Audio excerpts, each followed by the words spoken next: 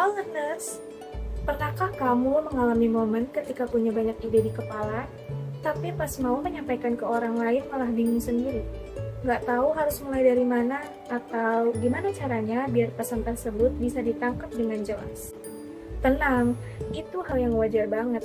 Kadang, ide itu terlalu kompleks untuk dijelasin hanya lewat kata-kata. Nah, disinilah pentingnya berpikir grafis dan teknik visualisasi ide dalam prinsip desain pesan. Dengan dua hal ini, kita bisa mengubah ide-ide rumit jadi visual yang lebih ringkas, jelas, dan pastinya menarik sehingga bisa membantu kita menyampaikan pesan dengan cara yang lebih efektif dan mudah dipahami. Tapi, sebelum itu, ketahui dulu yuk tujuan pembelajaran dari materi kali ini.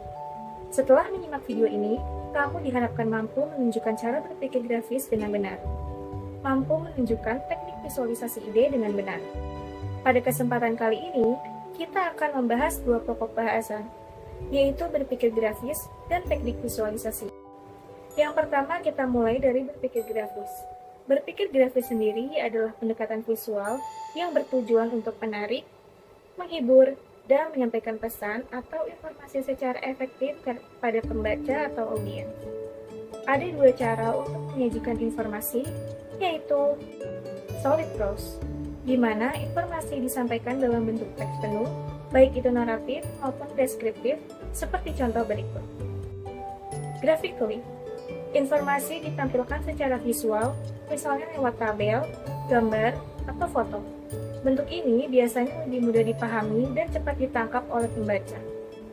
Nah, penggunaan gambar dalam komunikasi visual ini juga punya tujuan yang beragam loh. Di antaranya, sebagai decoration yang digunakan untuk mempercantik tampilan dan mengurangi kebosanan dari teks panjang.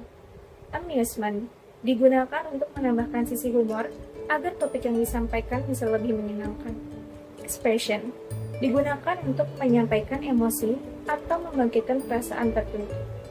Persuasion digunakan untuk mendorong audiens agar mengubah sikap atau perilaku sesuai pesan yang ingin disampaikan.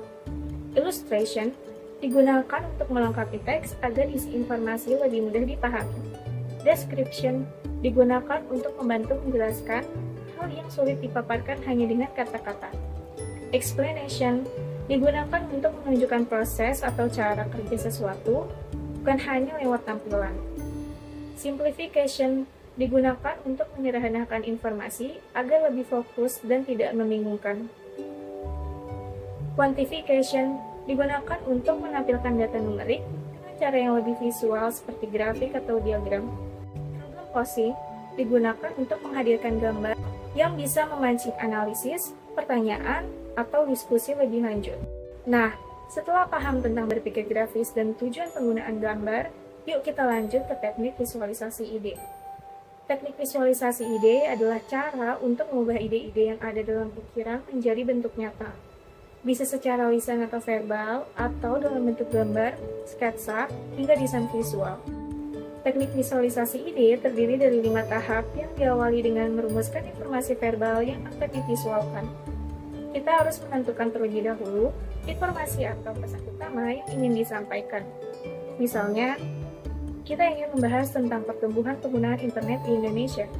Informasi utama yang bisa diangkat adalah bahwa jumlah pengguna internet di Indonesia terus meningkat setiap tahun, bahkan mencapai lebih dari 77% pada tahun 2023. Setelah itu, menyederhanakan informasi. Di sini, informasi yang sudah dikumpulkan dipilih menjadi poin-poin penting agar lebih mudah dipahami oleh audiens.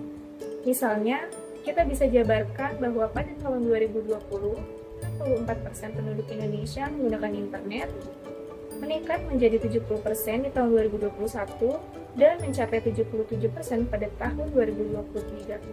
Tahap ketiga adalah membuat sketsa kasar atau raw sketch. Sketsa ini berfungsi sebagai gambaran awal ide visual yang ingin kita buat. Misalnya kita bisa membuat sketsa grafik garis sederhana, menunjukkan kenaikan persentase pengguna internet dari tahun ke tahun. Setelah sketsa selesai, kita lanjut ke tahap keempat, yaitu memindahkan sketsa ke desain komprehensif. Pada tahap ini, sketsa kasar dikembangkan menjadi desain yang lebih rapi dan menarik. Misalnya dengan membuat grafik dengan garis yang bersih dan label persentase yang jelas. Untuk memperkuat visual, icon-icon yang tadi digambar kasar diberi warna, ukuran yang pas, dan dilengkapi dengan berbagai keterangan. Tahap terakhir adalah menerapkan desain visual ke media dengan memilih media yang sesuai kebutuhan penyampaian pesan. Misalnya poster, sehingga kita dapat menyampaikan pesan dengan lebih mudah dan dapat dilihat secara keseluruhan. Nah, setelah memahami cara berpikir grafis dan teknik visualisasi ide, sekarang saatnya menguji pemahaman.